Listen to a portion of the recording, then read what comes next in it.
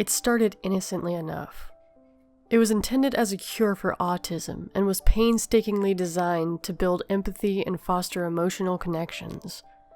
The issue that researchers got stuck on was that no matter how low the dosage, the chemical, which had a pheromonal base, would cause a chain reaction in the brains of complex animals, which would create more of the chemical, deeper connections, and more emotional intensity.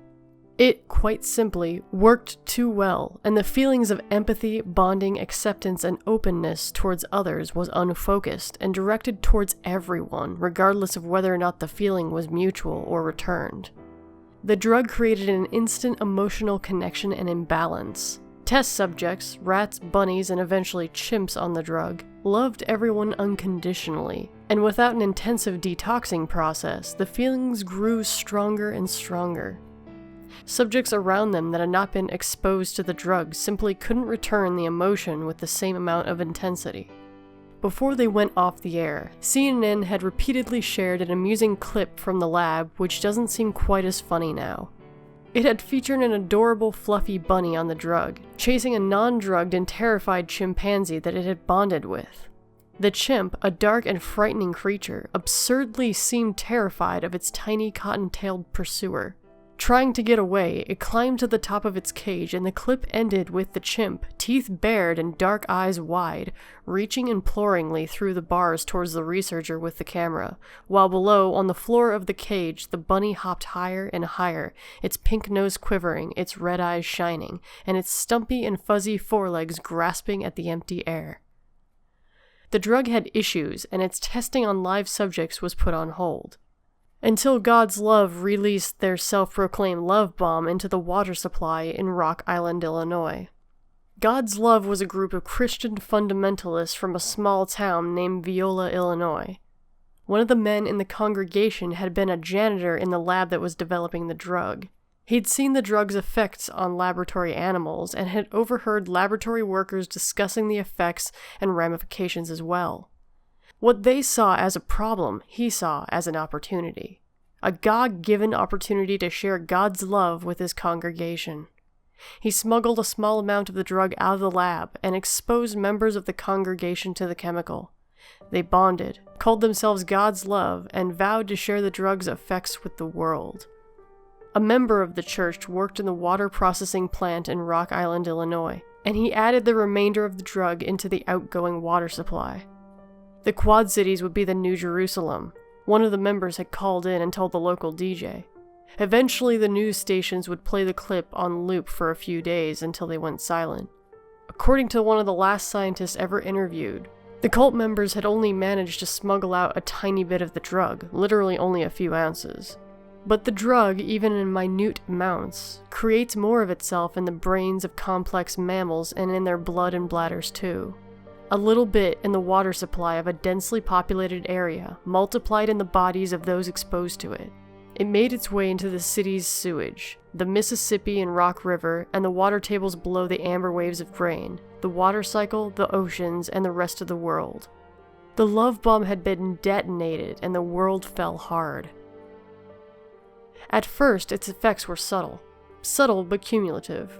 If any sociologists had been paying attention, they would have noticed a sudden drop in violent crime and productivity, and a dramatic increase in acts of simple human kindness. But nobody was paying attention to statistics and numbers, because everyone had their eyes on different types of figures entirely, each other's. If anyone had been keeping track, they would have noticed something else too, an explosive increase in every disease transmittable by body fluids. But no one was paying attention to statistics or larger social trends. They were distracted by the lovely person next to them, and the person next to them, and so on, ad infinitum. And the love, as well as other things, spread wide, worldwide, within days. The drug was nearly 100% effective. Everyone wants and needs love. I am not immune to that emotion, that need. But I am immune to the drug, and I don't like to be touched by strangers. I'm a private person, and I work nights with the TV to keep me company.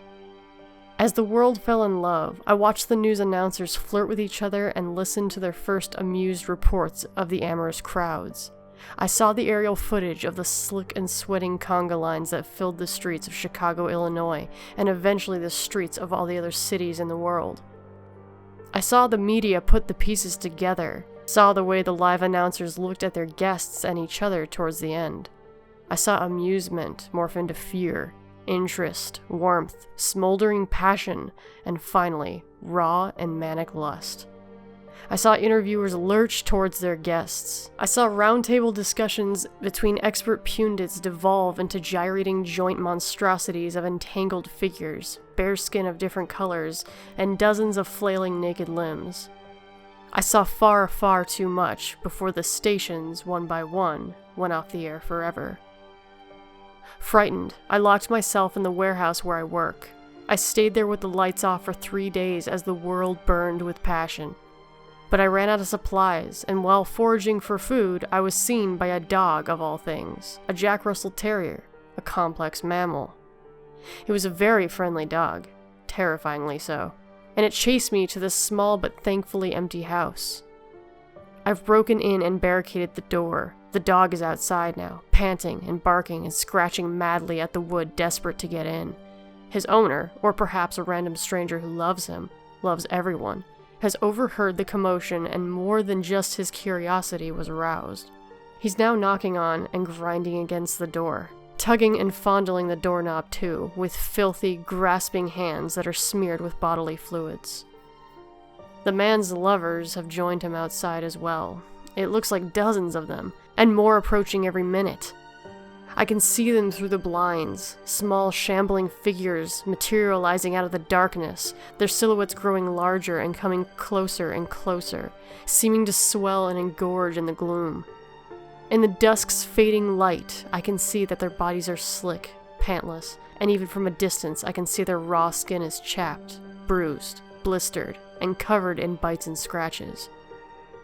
Some are looking in the windows now, their greasy palms and hands leaving streaks of mucus on the glass. Through the smears I can see their pursed, blistering lips kissing at the air, and their desperate staring eyes, wide, hungry, and filled with a terrible and total, unconditional love. Thanks for listening. If you guys want to come chill with me, I've actually started doing game streams on Twitch. I'm going to leave a link as to where you can find that channel in the description below. I'd really appreciate if you guys came, followed me. Currently I'm playing Saints Row 4, so if you want to come by, say hi, or watch me play some stupid video game, please do. Thanks.